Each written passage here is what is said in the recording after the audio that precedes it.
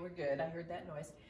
This is just a library, third library of the things that were new today. And one thing is that you got way more proficient with these tennis balls. You found out that you could do your whole neck and upper back even, depending on how far you want to go. Just use your thumb and index finger until the ball gets to the deepest part of the neck. So you could just go in and get your skull and then let it slip down a little, let it slip down, let it slip down, let it slip down.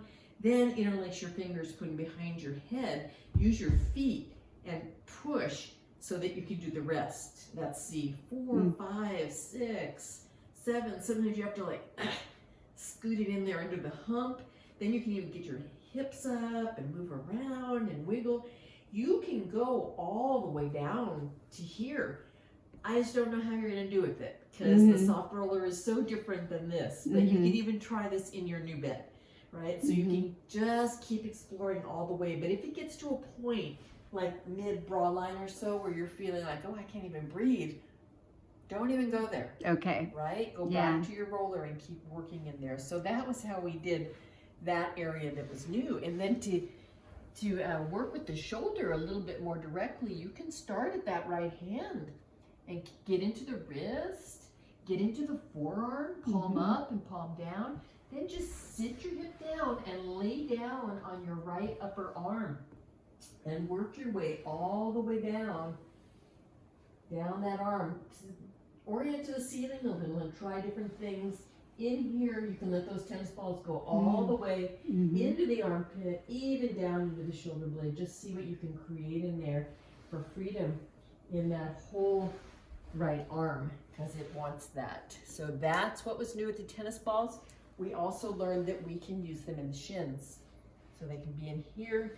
We can side sit in and out, getting the outside of the shin and the inside of the shin, both and you can go all the way down into the ankle, into the foot. Just let yourself get more fluid in these shins. All right, tennis balls, they can do everything. The other thing we did today that was brand new is softball in here.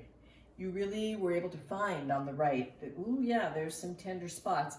And remember when we worked around in there, and especially when we found a tender spot on the right, I encouraged you to let the left knee drift up, let the right arm reach out, let the right leg get long, and then just rest into it this way. And remember, you went all the way down, inside that hip joint. You found plenty to work on in there. And remember, doing this before you do the core work is the best way to prepare. Now we did a little more core work. What was new today was bridging. It's all kind of the same thought though.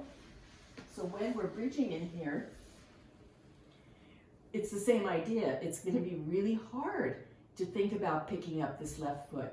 So just shift your weight to the right and just imagine with that out breath to generate some fire in here and really see if you can take some weight on that right foot.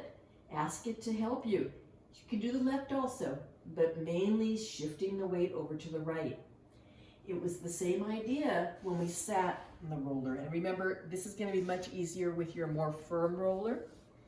So you find your sit bones and make sure you're sitting on them. Bring the feet together in like a butterfly pose.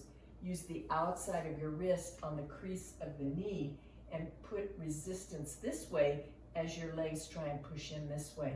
And you'll feel how when the inner thigh gets activated, the psoas responds.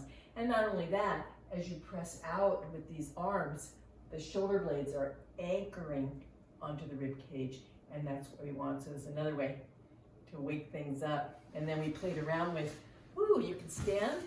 Maybe make sure you're at the wall at first at home, or a dining room chair, sideways to the wall or facing the wall. Know that, see if you can really play around with control. In other words, you want to be able to do this, and you want to be able to do kind of the same action when you're mounting the roller, so that the back heel lifts with control, and you can do a few where you just kind of hop a little until you finally go, okay, I think I can do this. And the wall's right here. Right? And then you can just balance. And even here is where I really noticed your tendency on the roller to fall into this. Okay. So keep thinking, I need to pull my pelvis underneath my rib cage, not in front of it. I need to use all this and come into alignment. So that was a beautiful practice for you as well. And I think that was everything we did that was new, yes? So, Right, so hit that red button.